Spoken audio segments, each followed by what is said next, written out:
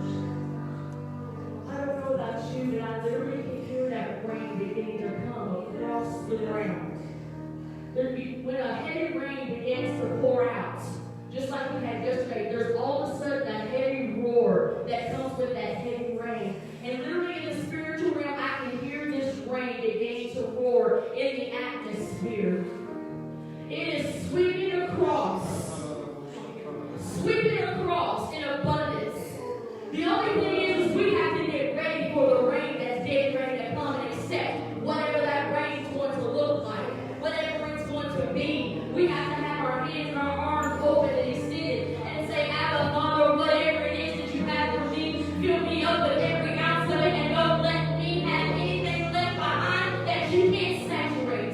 Let me begin to fill up till it comes to overflow. And there's an abundance of rain. An abundance of rain is getting ready to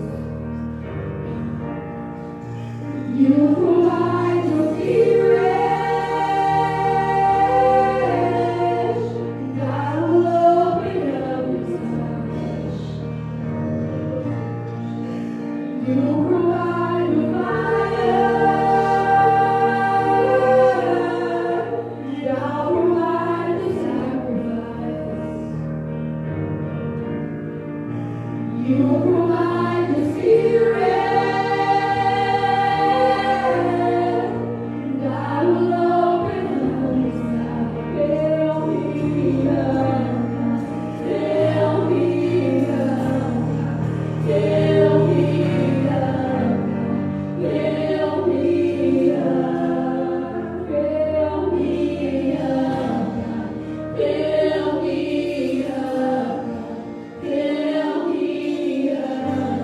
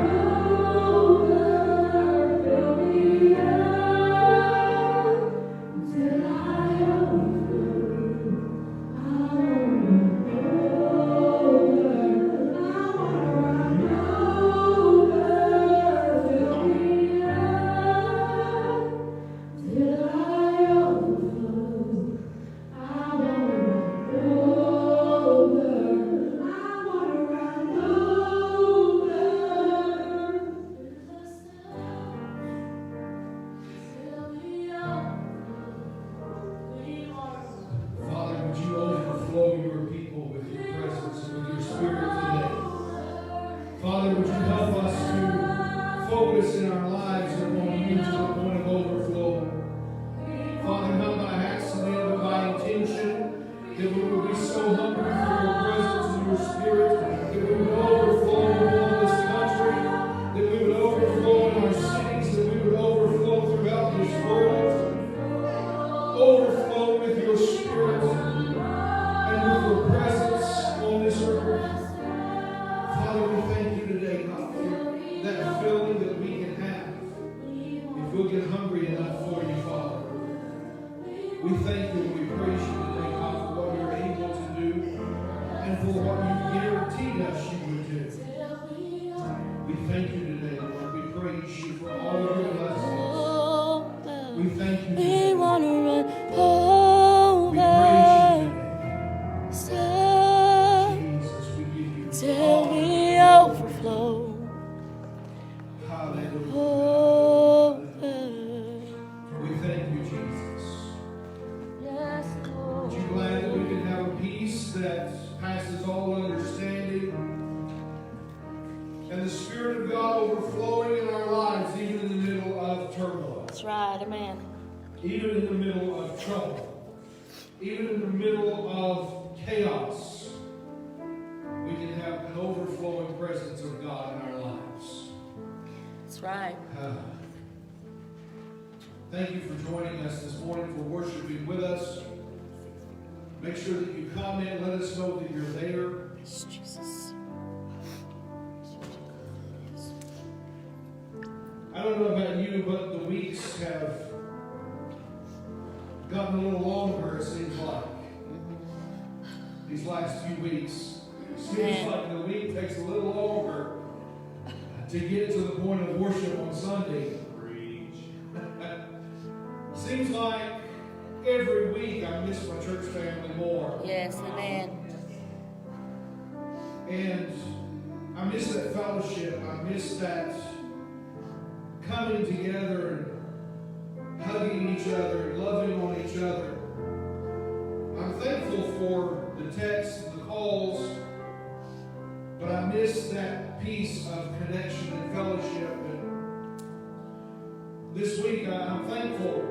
I was going through some things this week, and it seemed like I was just really frustrated.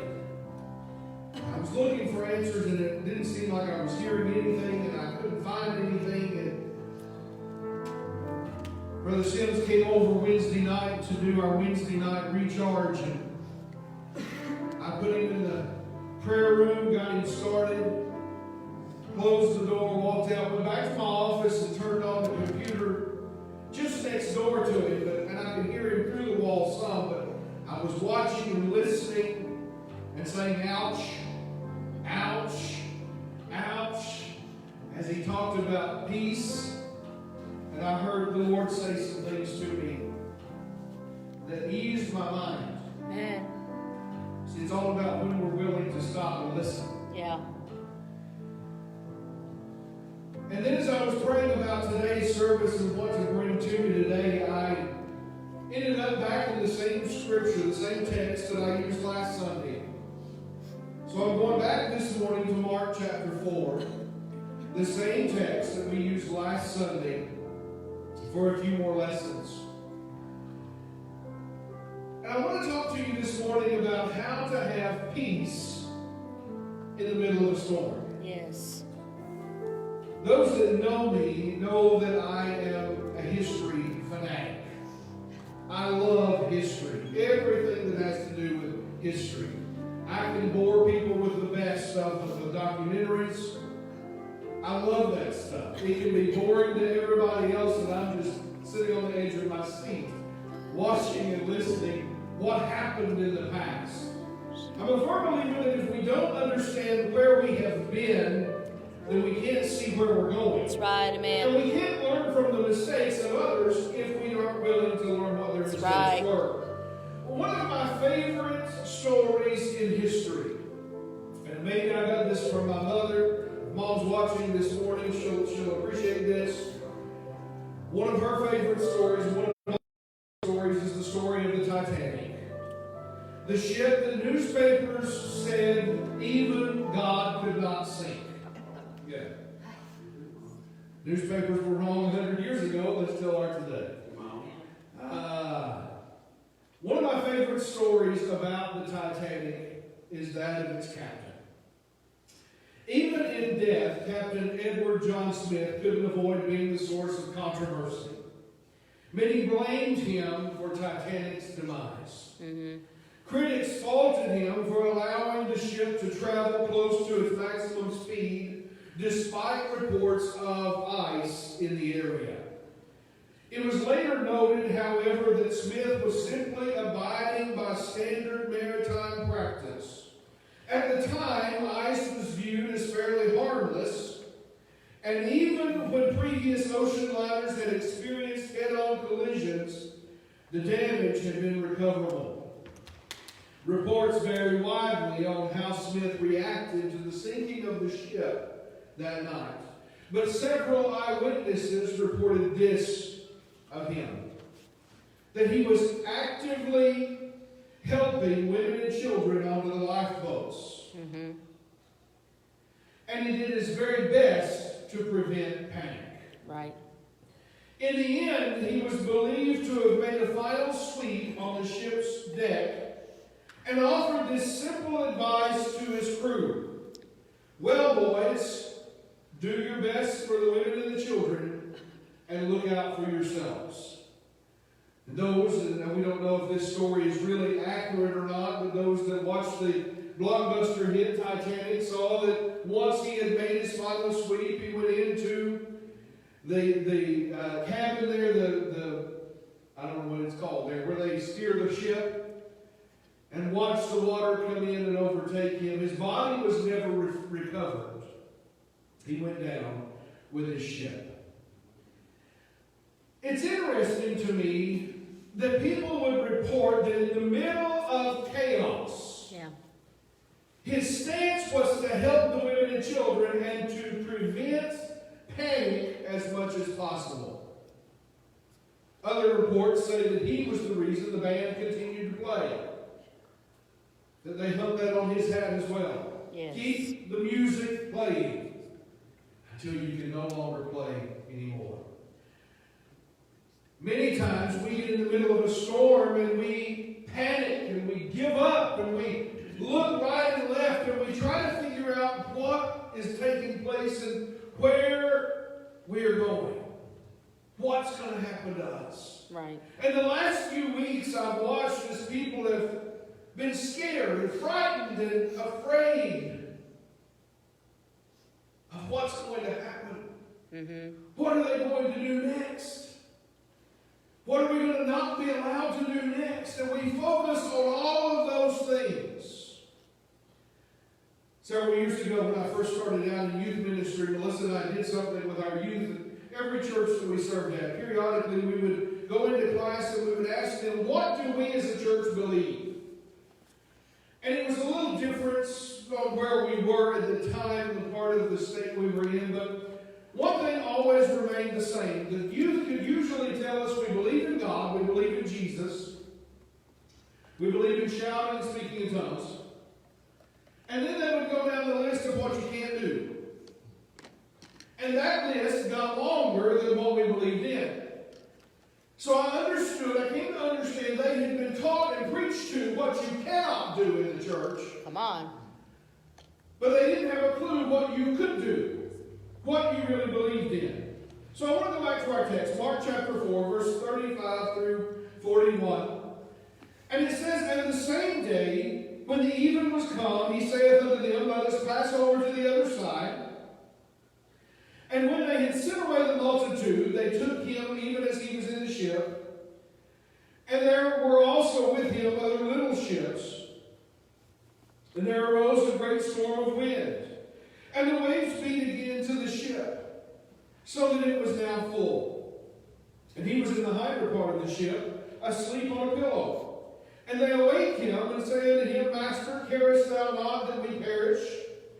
And he arose and rebuked the wind, and said unto the sea, Peace, be still. Yes. And the wind ceased, and there was a great calm. And he said to them, Why are ye so fearful?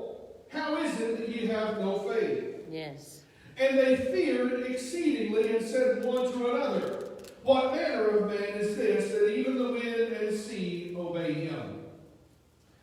It's fascinating for us to hear stories of survival. People that have survived tragic events. We like those stories.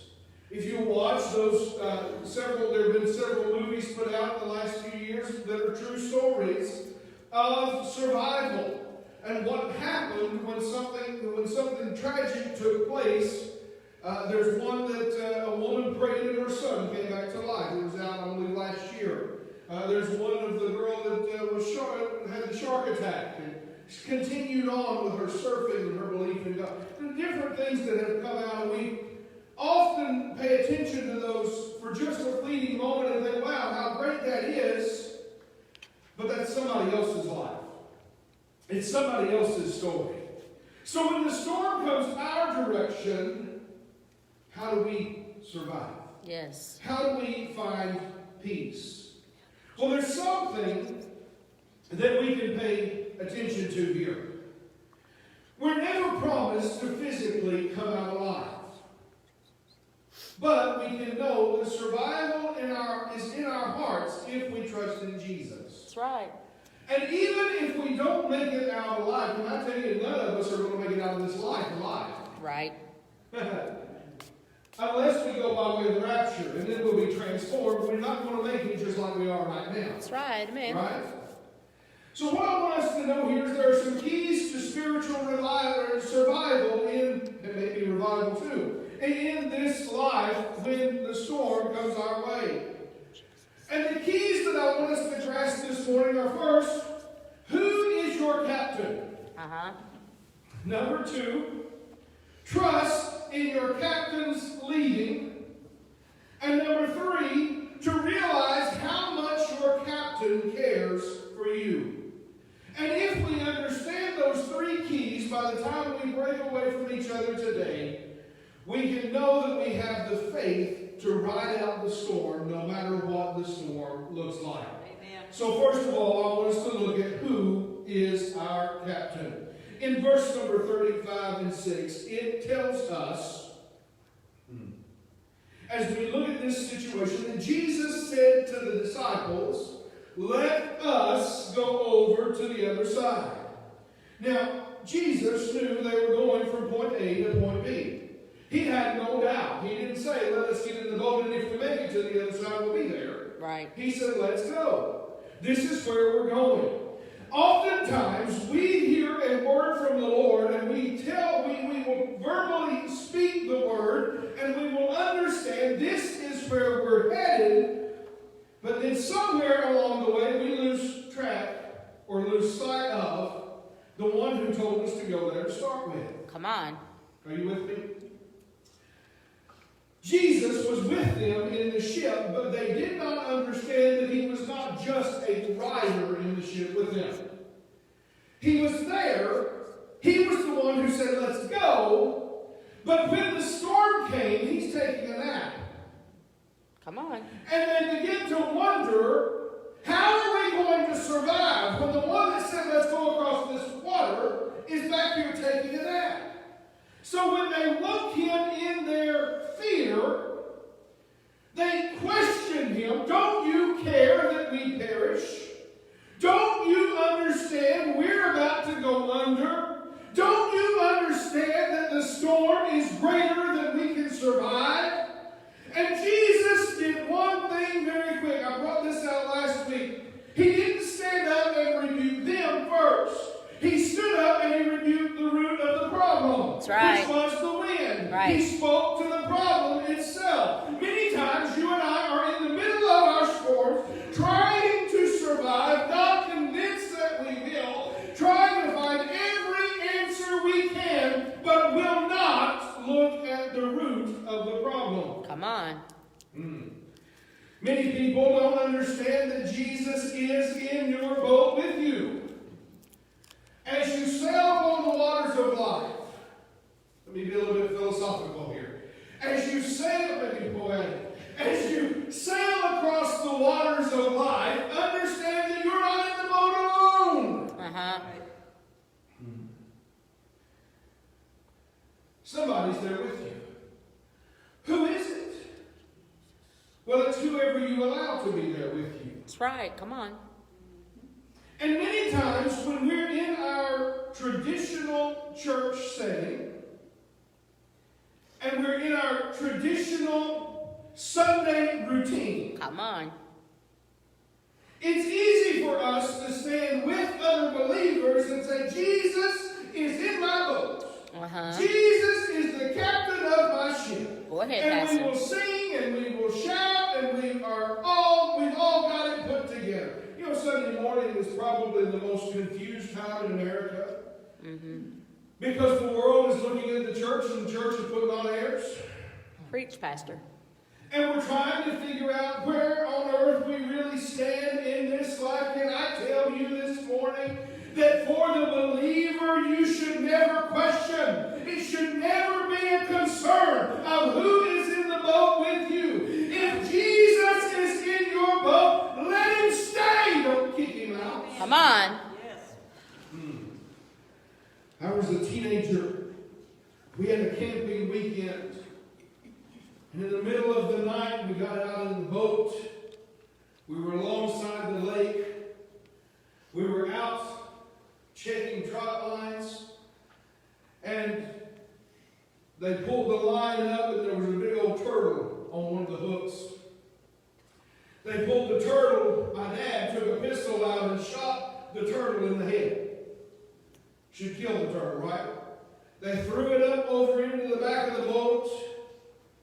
A few minutes later, we're going through there. It's quiet, and my cousin in the back of the boat lets out a squall and nearly flips the boat over.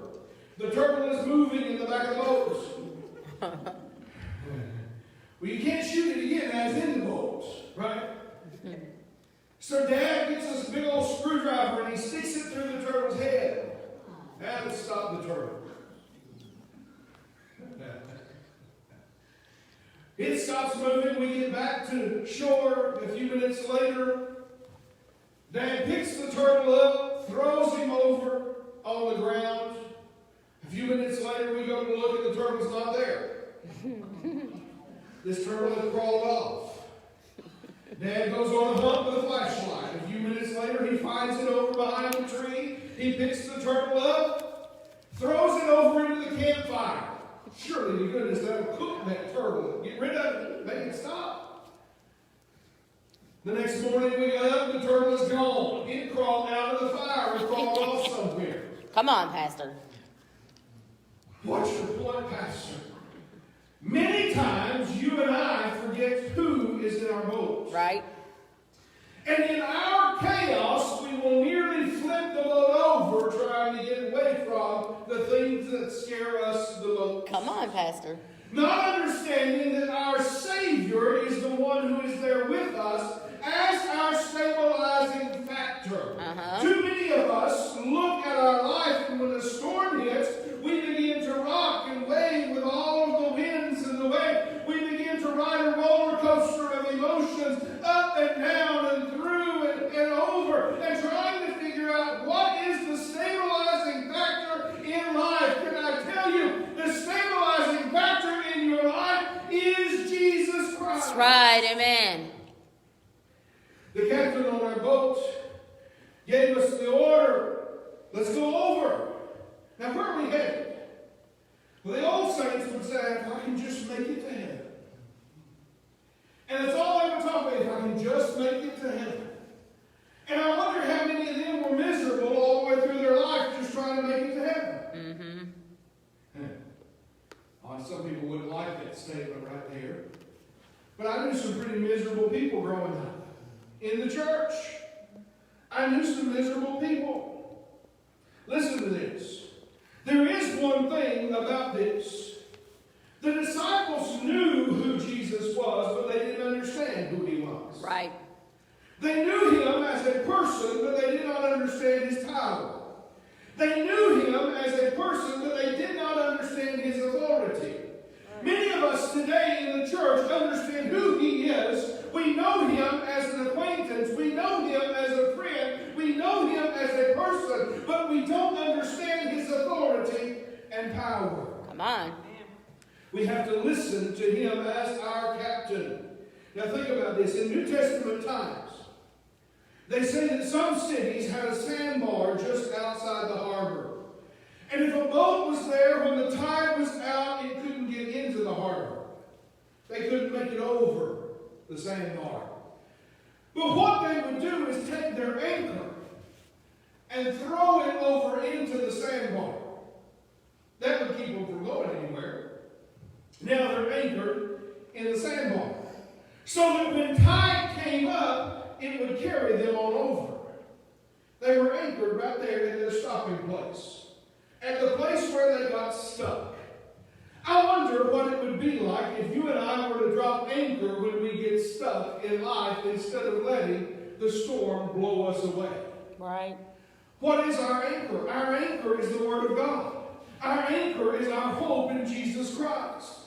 And as you and I look to our anchor, we find out that his anchor goes all the way to heaven. It's not just here on earth. So we're anchored in something greater than ourselves. Our captain has his feet elsewhere. And if we throw our anchor out, he will carry us through until we get to him. The second thing I want you to learn today is that we just need to trust the captain. We have to understand who he is.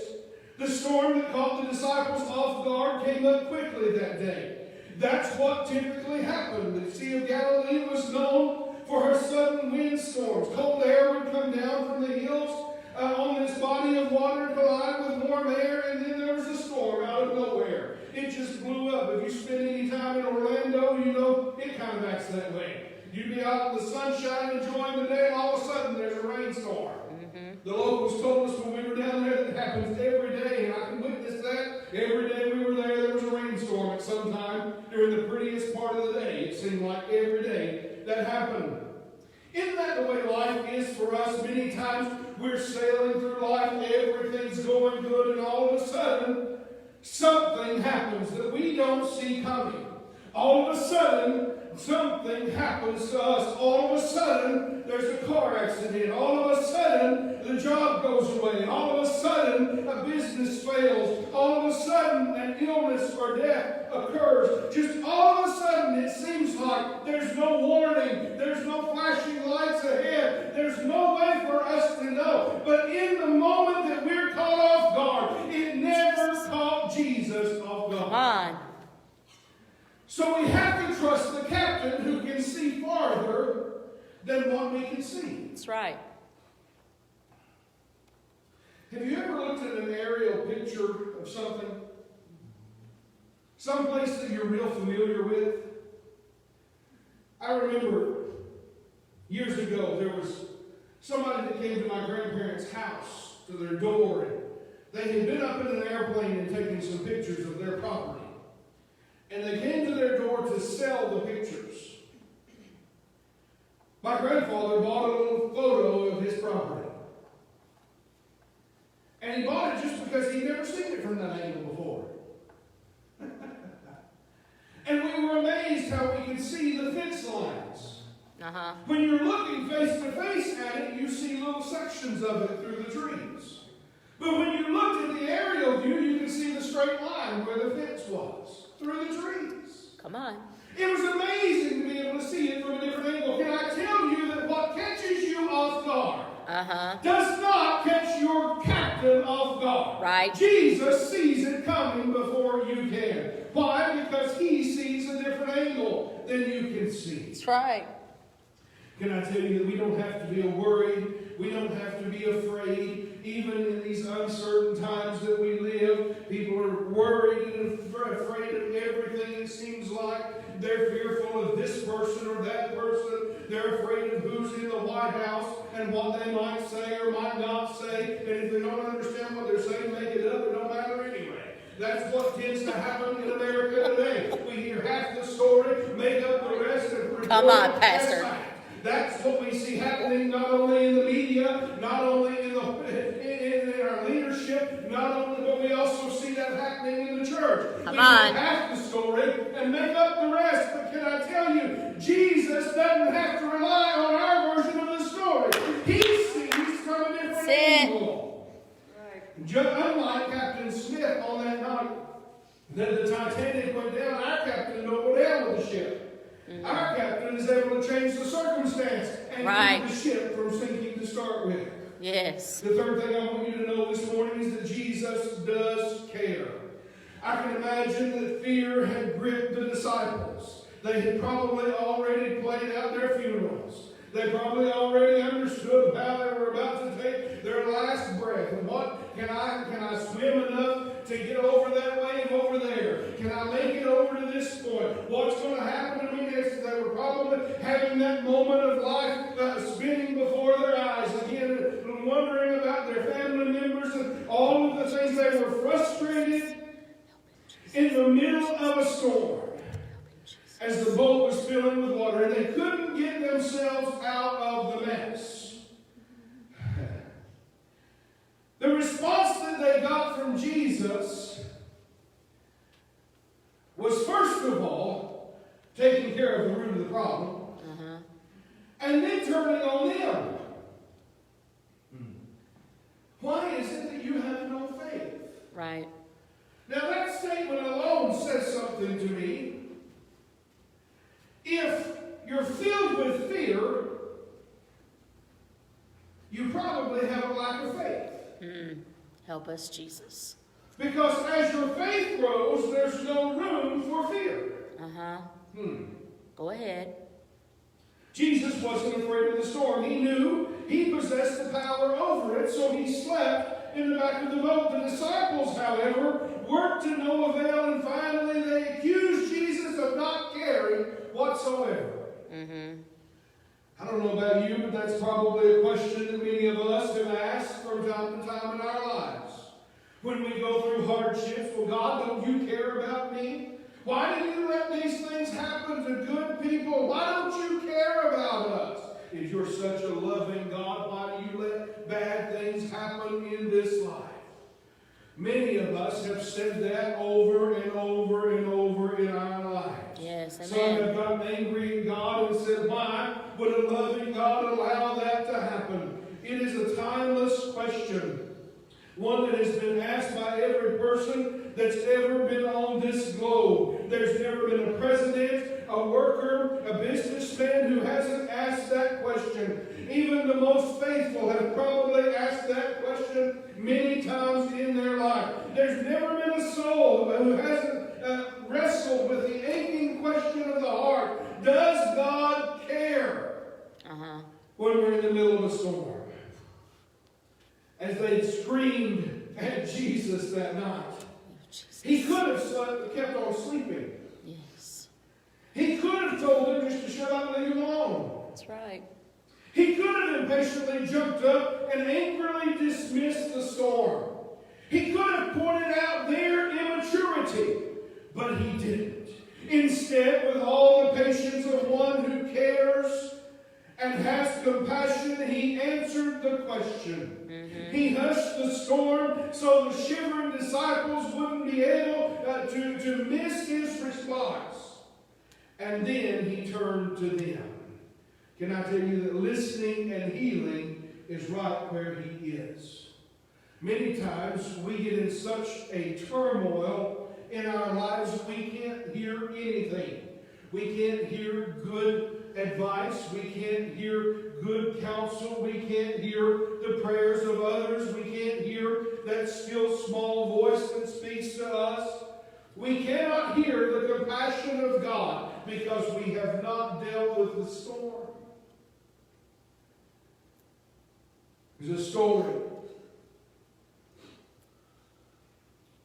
about a little boy. In 1975, a boy named Raymond Dunn Jr. was born. Because of a skull fracture and a lack of oxygen to the brain, the child was left severely handicapped and suffered as many as 20 seizures a day. He was blind and immobile and suffered severe allergic reactions, which limited him to only one kind of food. This meat-based formula was made only by Gerber Foods. In 1988, Gerber decided to stop making that particular formula that Raymond lived on. His mother scoured the country and bought up all the formula that she could find. like most mothers would. She accumulated cases and cases, but in 1990, her supply ran out. In desperation, she appealed to Gerber for help. Because without it, her son would die. The employees of the company listened. And without delay, they volunteered hundreds of hours to bring out old equipment that was no longer in use, to start the production of this special formula, just enough to keep one boy alive. In 1995, Raymond Dunn Jr., also known as the Gerber Boy, died from all of his physical problems at only 20 years old. But during his brief lifetime, he called forth this wonderful thing called compassion. Somebody listened to his mother's cry.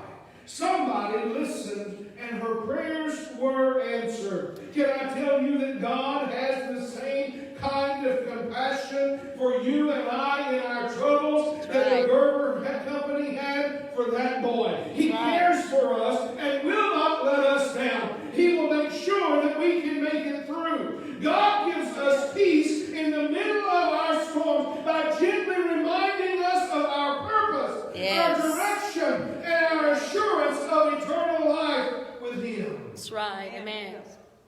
So what kind of God is this? He's a loving God. He's a God who cares for you.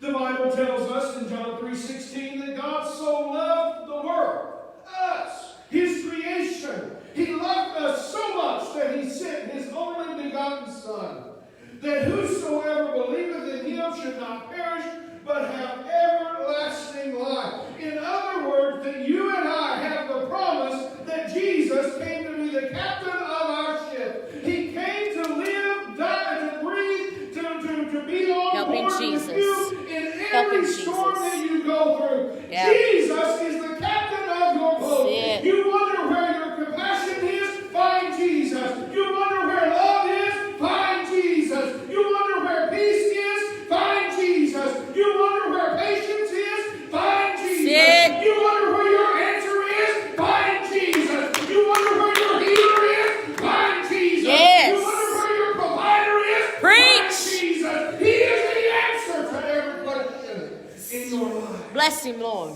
Hallelujah. And no matter what comes, no matter what goes, you don't have to be afraid.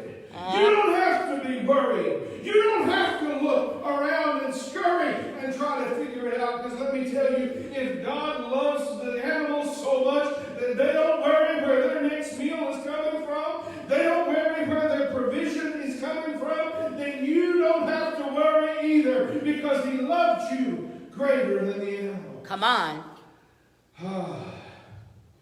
So we have to ask God these questions today.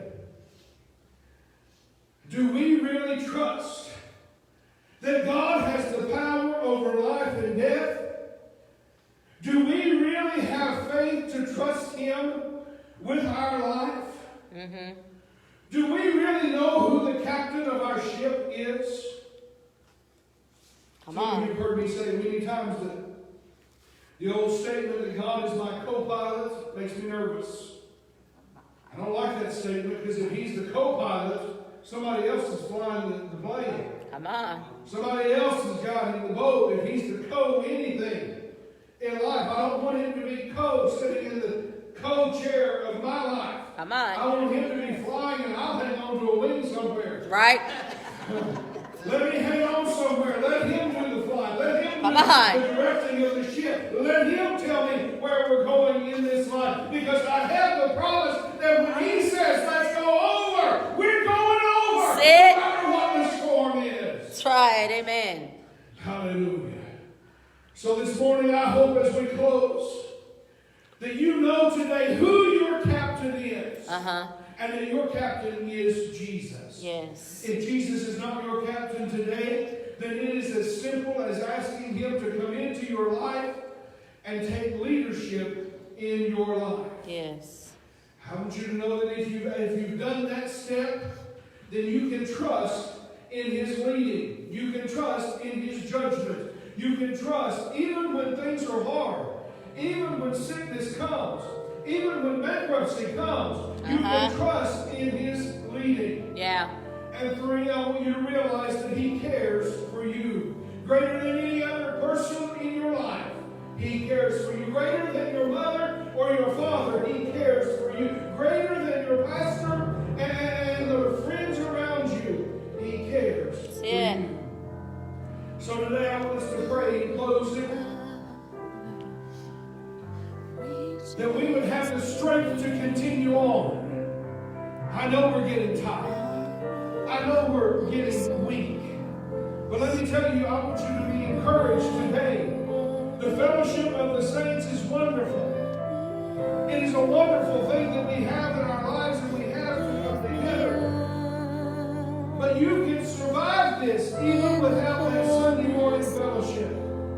You can survive this because it is not the gathering that gets you through. It is not the singing and the worship that gets you through in the house of God. Come It on. is not what takes place in this building that gets you through. It is knowing who is in the boat with you. Sit. It is knowing who is in the middle of the storm right there where you are. Sit. So I want to pray for you today that God would help you